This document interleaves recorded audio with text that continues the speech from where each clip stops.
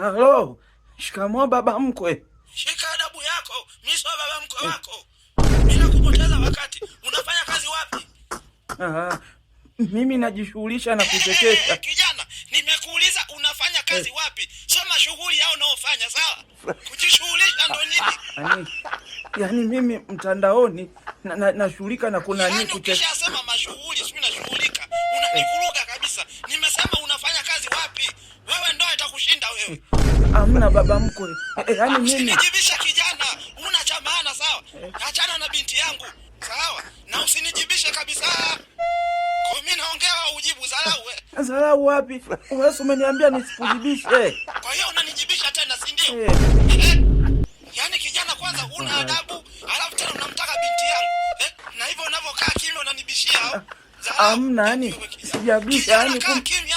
Achana na binti yangu kabla sijakuachanisha. Sawa?